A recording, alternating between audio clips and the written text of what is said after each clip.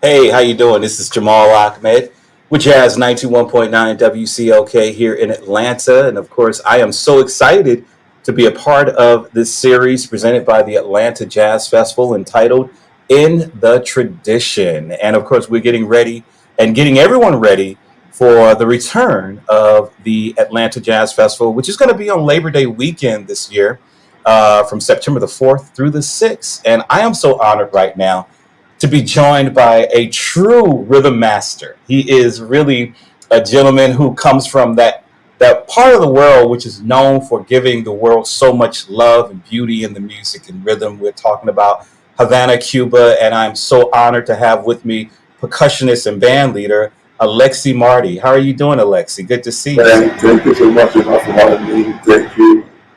Best love for Havana. It is an honor. It is an honor to be here with you. And you know what's really interesting, Alexei, is you have a very rich history when it comes to jazz music. I mean, playing with so many legends, but it all started in Cuba.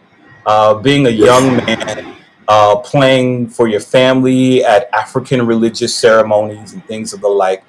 Talk about growing up in Cuba and what was that like as a young man, understanding the world from that perspective? Well, well, it's very. I feel I'm very like. Let's do this. Let's compare it. Like any black family in the United States, you go to church. In Cuba, the church is the house because the Cuban religion that we practice is in home. Most people have the altar home, and we play and singing songs, African songs. That's the way most the people who practice in Cuban religion. It's you go to any Cuban house, home, you're gonna see the people have the altar, the glasses, the water, and you know you can see different things, different color, yellow, blue, red, green. So you know already behind the door, when you open the door, behind the door, it's a machete, it's a lot of, it's a lot, it's a sanctuary house. Most houses, the people who practice feel that way. So I grew up in that environment because, like you see, uh, it's normal. It's like in the United States, people go to church. Most black families in the United States grew up around the church. So we grew up in that tradition. Most black people who are from Cuba, coming from Nigeria, home. Mm. So we got that too. And sorry to keep explaining to you that, but I want we keep it that. No. That's so important because people forget that, and I'm glad you touched on the African connection of your influence because when we talk about Latin music, we have to talk about the foundation of it because you're talking about sounds that came from Nigeria, from Angola, from Central Africa, from West Africa. So many influences Yes. that kind of migrated from there to the Caribbean to America and to other places in the Western Hemisphere. I want to talk to you about becoming a percussionist and seeing the spiritualness of the drum.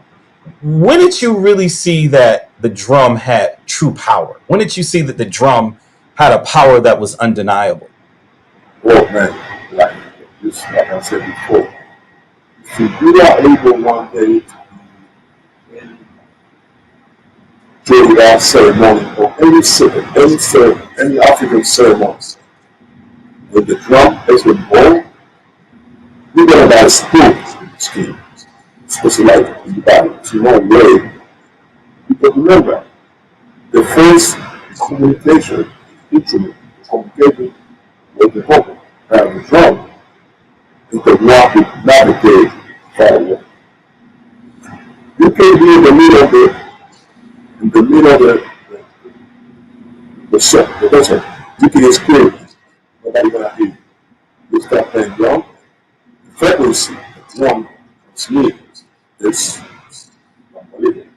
You can play. People can hear miles away. You can identify what part you are while you play. That's the reason when there's people don't allow black people to play drum. For example, in America, they not allow black people to play drum. Why? Because they know they communicate themselves. No, I can play a rhythm, you know what type, what tribe, culture. So in Cuba, the Spanish people allow black people to play drum, but they're not allowed to sing. The United States work with us. They're not allowed to play, they're allowed to sing. So you can see the people here in the United States government is unbelievable. Same with Cuba. You have very high standard, very high delivery. People are playing now. People, people are saying accidentally, they're doing purpose. It is listening to the war in Spain. A slave, don't go to the side of the sea. So we are in the middle of that diabolic situation. So, and that's far the how we are as a human percussionist. We have very high IQ and knowledge about rhythm, African rhythm. Because that's what we do when we time playing drum. We walk in the street in Havana, you're gonna hear these houses playing accordions, conga, house. That's a record all the time. So Wow. I grew up in that environment with my house, with my uncles, now playing drums. In the beginning, we was excited. Oh look, you can't be like that. And later on, when I started learning, every time, hey, come, that's what you do now. Wow. So I become like introducing like that. Interesting. Interesting. I want to ask you, Alexey, because, okay, we have that foundation of understanding who you are as a percussionist and where you work off of, the foundation that you work off of. But let's get into that jazz piece now, because now I want to talk to you about those Afro-Cuban jazz inspirations. When we look at Afro-Cuban jazz music, I mean, you go back to bands like Irakere, you can go back to Arturo Sandoval, you can go back to a lot of great people who took this music to the world. But I want to ask you, as a young man, when did the jazz thing become so essential to what you do? When did it become a part of what you do as a musician? So yeah, I have to tell you this, when I was juggling with radio, yeah. And we always knew about jazz, Cuba. And most musicians in Cuba, we are really, really tied to jazz. Everybody in Cuba, going to the schools, they don't teach you jazz in school. But you got the CD or the cassette from any musician who wants to do it, they back with, hey, you hear this album from this Gillespie? Hey, you know Mark Henry? Hey, you know the Small?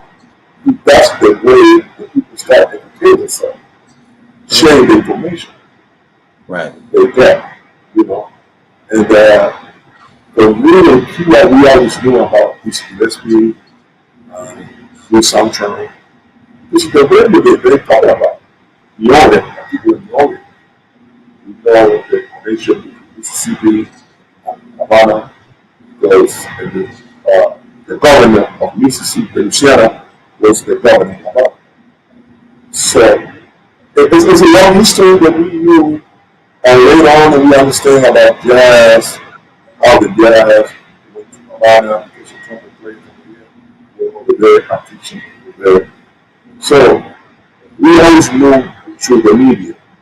When the radio, they play songs, jazz, Mantega, this is electric. Mm-hmm. Call that, this is the most important when we talk about Afro-Latin, Afro-Cuban jazz, we have to talk about that. Because we was the first one to the Ritzy to put the pure percussion. Yes. Nobody they want to see that. You see the documentary, they say, oh, we don't have to jump on music. It's like, it's the people. And they create beautiful music together.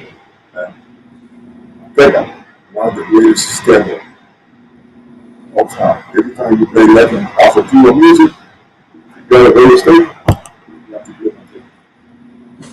it.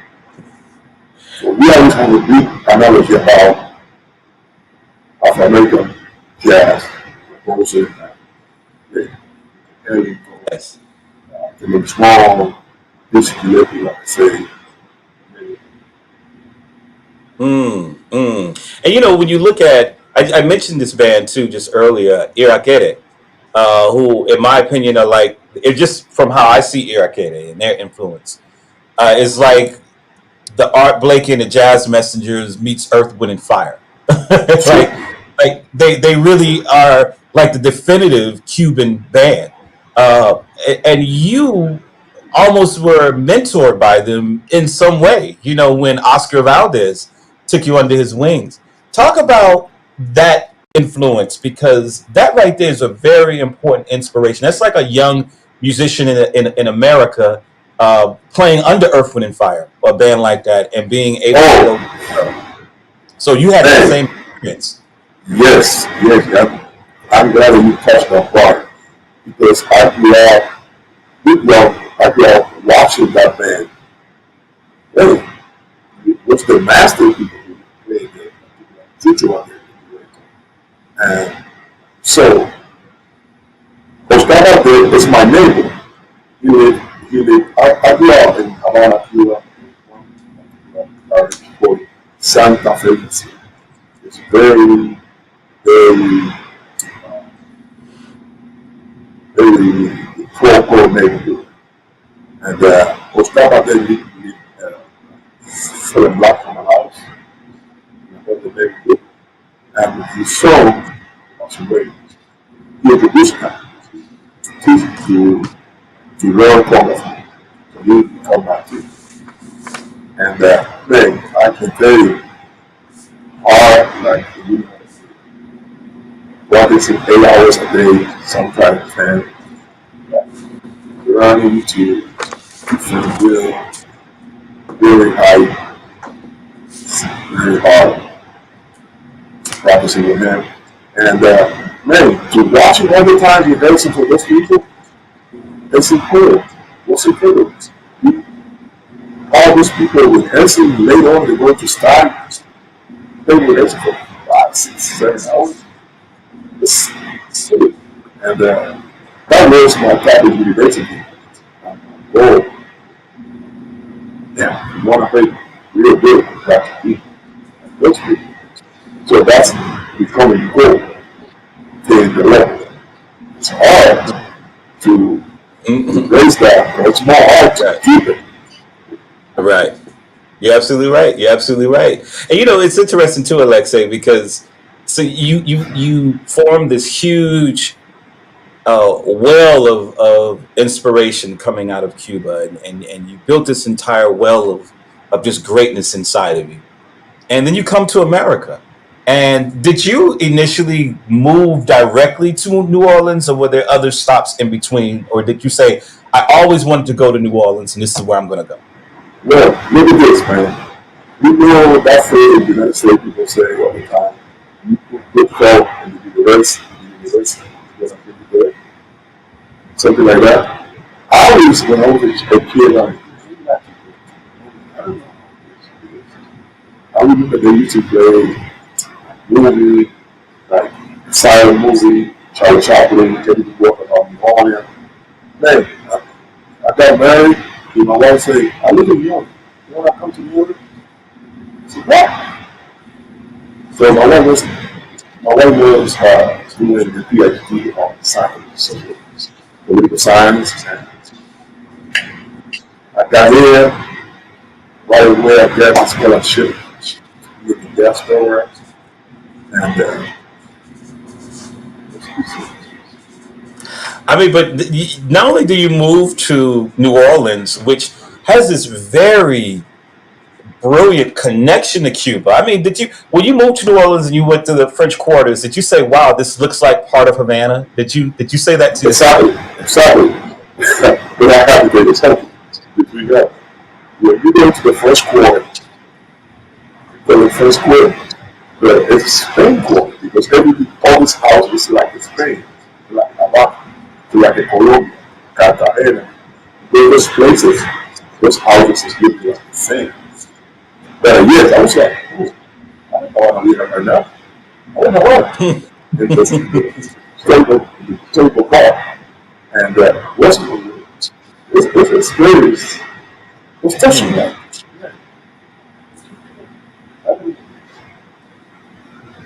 The same type of life. People go in the corner, the same. People bring their car, show you like destiny. It's the same like in Havana. You go in the corner, you're gonna see a 3-year-old play, playing music, told her, like below my aggressive wall, show you like destiny, the car. A lot of big, a lot of gold. It's So yeah, and that's the beauty of this world. There are so many parallels. There's so many places that work in the same. I mean, like you could go to the Mississippi, the Mississippi Delta, and hear the same blues there that you hear in Mali, West Africa. And so someone like you coming from Havana, Cuba, and going to New Orleans, these places are so parallel because they're so rich culturally. But not only do you go to New Orleans, but you go to New Orleans and you just kind of get in the mix and you become that dude in New Orleans, where you're winning. I think you won the New Orleans Big Easy Music Award. Music. I think you won that numerous times. Am I correct in saying? Yeah, congratulations on that. Yeah. That's major. That's major. But here's the thing too. You also kind of work in the sphere of jazz there, and you started doing things with the Marsallis family, working with many in the Marsallis family. Of course, we have to send love to the Marsallis family because they did lose the head, Ellis, last year, and that was a huge loss not only to their family but to the world of jazz music. But you've worked with his sons Delfeayo and Jason, but you've also done work with Bill Summers, a member of the legendary Herbie Hancock Headhunters crew, and we just lost Paul Jackson. The bass player, which was major, and it made me go back and listen to a lot of Bill Summers and his band Summers Heat, and then hold on, then I went back and I listened to the Headhunters album Platinum that came out I think in 2011. That's the one that we played. Yeah, that we were playing at CLK, and I saw that you played on that record. How's it feel to be connected with someone like Bill Summers? Because Bill Summers is a very unique percussionist because he made percussion work in the world of funk music and jazz funk and fusion. Thank you, bro. I was talking with him about that. He explained me a lot of things. Bill Summers from Detroit.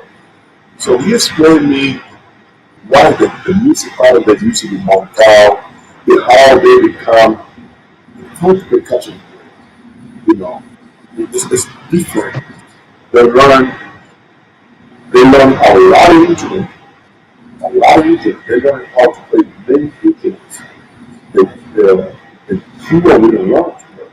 The type of music we play, they more on bass, conga, bongo, ballet, drum, like that. Here in the United States, we pick up all through the church. How to play, you know how to play tambourine. They have to play, they learn to play all the hands that have to play music. Naturally. And man, music is a supplement to life, man. And people like it teach you how to approach the songs, how you, in the way that you can create a beautiful way of touching around with something around that way that music. They have different structure to the music, you know what I mean? Rock music. But I went with them on the car because this is a Italian school. Every time I go. I'm Mm. really glad to be able to learn with those people, play with those people around. You can see their conversation they have. It's very important. It's very important to me to be Yes, yes. around those people.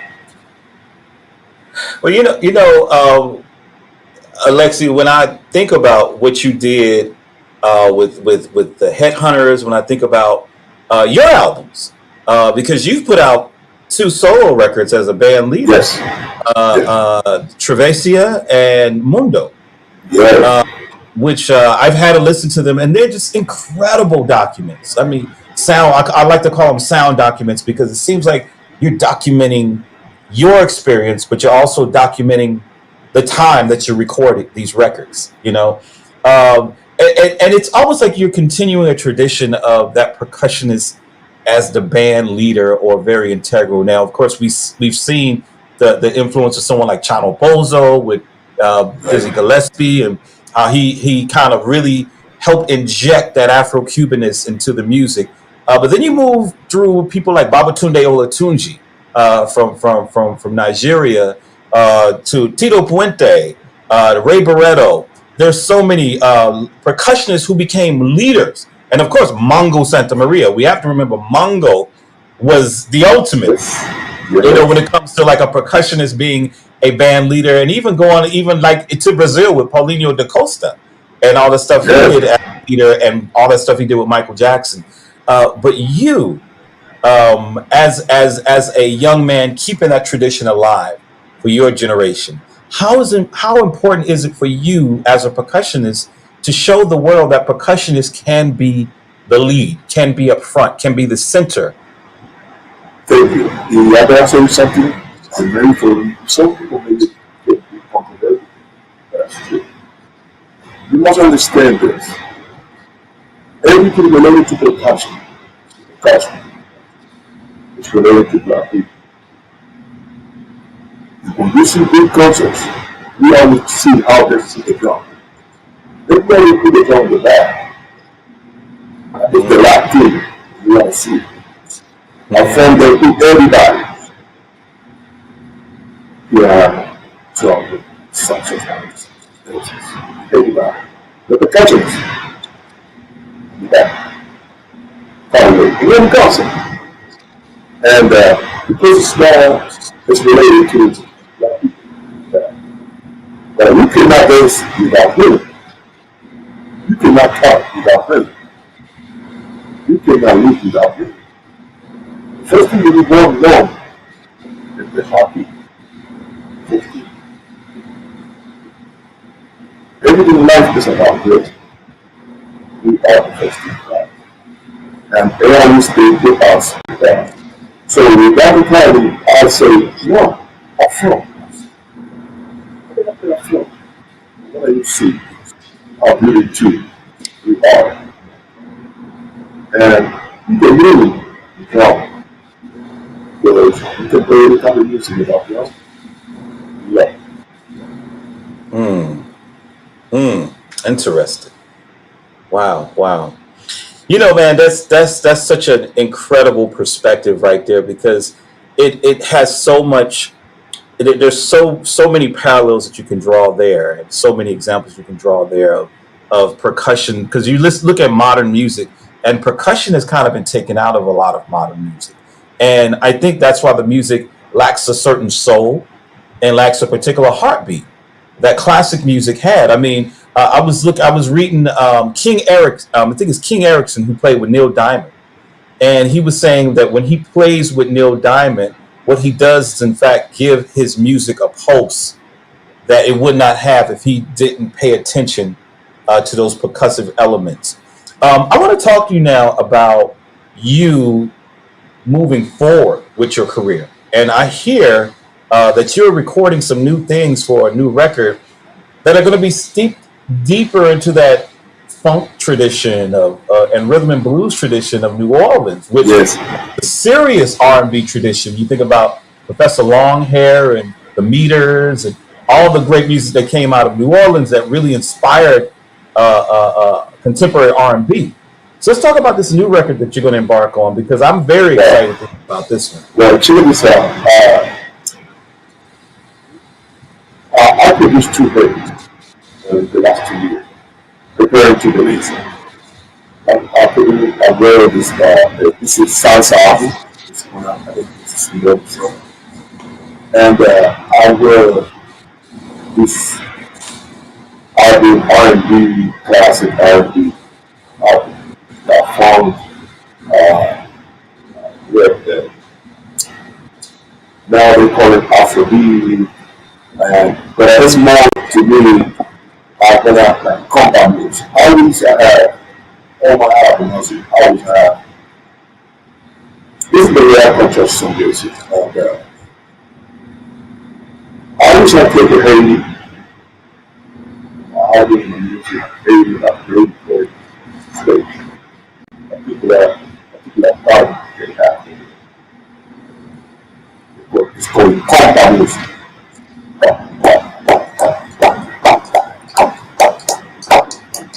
The same group now singing for African American people. Afrobeat. Yeah, the only change is the vocal. But they can sing. Okay.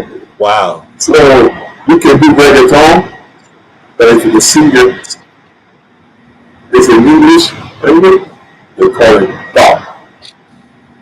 They sing R&B song. They sing it in Spanish, they say it's a Spanish shit. I'm talking about people. But right. So this album is I'm gonna do songs that inspire me when I was young. Like Bobby White, Baby Fire, Quincy Jones, Stevie Wonder, and Take 6. All this band, people that we all listen to it. You know, and I had the opportunity to work with my kid, one of the members of Take 6. It is a beautiful single. You hold it key. Okay. Everybody can listen to it. And then you get on the phone. It's a beautiful song. People say they sound like the 90s R&B. So this album is gonna be very interesting. The element is my way to see music that we are listening to it. So when should we expect this record? Well, maybe in December, close to my birthday, December 9th. Okay. Maybe I'm going to release the whole album, but now the studio scene is a little part. So it's getting closer. Okay. Everybody can listen right now the first single before the key. Got you. Well, everybody definitely look out for that.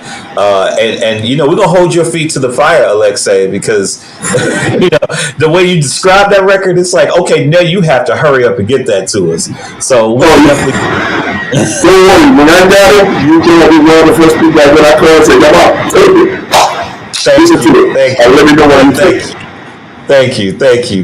Well, Alexey, before we let you go, I wanted to ask you what the people of Atlanta. First of all, have you come to Atlanta before? Is this your first time coming to Atlanta? With my first time, I'm going to listen to these songs. We play this jazz club next to the pier in downtown. Oh, I like Churchill Grounds next to the Fox Theater. Yes. Right. I think it was about 10 years ago.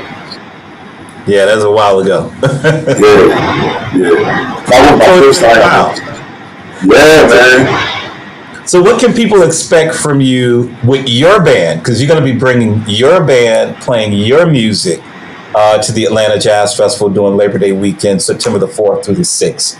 What can the people of Atlanta expect from your band? We're going to a tour. I want to bring you to different places, like Brazil, Spain, West Africa, Cuba, Europe. We're gonna jump in my train, and we're gonna be out on the road. But the world is with us. It's gonna be very nice. It's gonna be cool. Well, everybody has been cooped up in their home, so we're going to be out there. We're going to make sure that we're out there, and I think you're going to be giving people some new life. And I want to say that this last year has been a year that many of us have never thought that we experienced in our lifetime. It has really changed a lot of our perspectives on life, made us appreciate life a little bit more. For you as a musician, what has this last year taught you, and what have you garnered and gained from this year? Well, it's tough. Well, for me, it's not difficult to be at home. That's my all-time high. Right here, my piano, writing songs, doing my craft. Eventually you want to go out, and everybody can perform, rather good perform. But be able to do that, it's very possible because, as artists, we need to expose our creation. So we're not able to do it to the mass. It's very difficult to stay. Because we want to see the people that actually close to you. That's what we bring people go to you, call them, hey, I want to sing. Sing, I like this. Now it's too digital. And so, good. The band never going to be the same. But I hope the world stop these kids that make this happen. Eventually, we come back to the real world and sit down and talk about some work. It's what we're going to miss our lifetime. Right. And what's difficult, man? I think of this city that everybody will be out. It's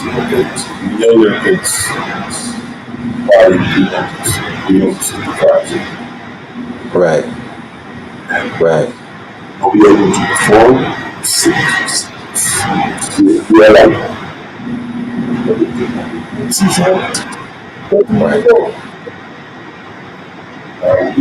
very tough. We as a society, we're gonna learn while we have. Hopefully, we get to.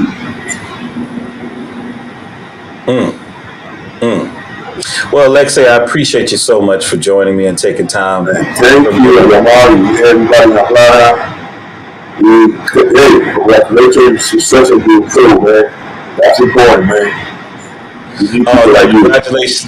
Congratulations to you, man. There's so much, man. I have to say, your bio was too much. I was like, I got to speak to this guy for 2 hours if we really going to cover his. No problem. I'm welcome to you. So I just want to make sure that people understand that what you heard today was just a brief synopsis of your illustrious career, and you've got, God willing, a long way to go, my friend. And I'm sure that part 2 of the book will be written post COVID, and we all will have more joy and more laughter after this ordeal. And you, as a rhythm master, will be one that will be providing that joy and love to us, man. So we know that we'll be seeing you, God willing, that weekend, Labor Day weekend, for the Atlanta Jazz Festival. Do you know what day that you're performing? The last day. Okay, wonderful. So you'll be performing on the 5th. Make sure that you go out there and check them out, because everyone's going to be so happy to be back in that jazz festival vibe again. So you're going to see a lot of people celebrating, Alexey. But more importantly, I want you to be safe out there. And we look forward to having you back in the ATL. Man, I want to say thank you. My heart and my love with the MTL people, for my people in God. Love. I hope everybody be safe. Be crazy. You're gonna be better. All right. That is the man all the way from Havana, Cuba, now residing in the Big Easy, New Orleans. We're talking about percussionist and band leader Alexey Marti, who's going to be here for the Atlanta Jazz Festival 2021 Labor Day weekend. Of course, he'll be here on the 5th of September. And if you want to find out more information, all you have to do is go to alexeymarti.com to find out more information about the man and his recordings. God bless you, my friend. We'll see you, God willing, on Labor Day weekend, okay? Yes, man. Of course. Thank you, Jamal. I thank everybody in this powerful honor today. Thank you. And thank y'all so much for joining us for In the Tradition, presented by the Atlanta Jazz Festival. I'm Jamal Ahmed with Jazz 91.9 WCLK, Atlanta's Jazz Station. Till next time, peace, y'all.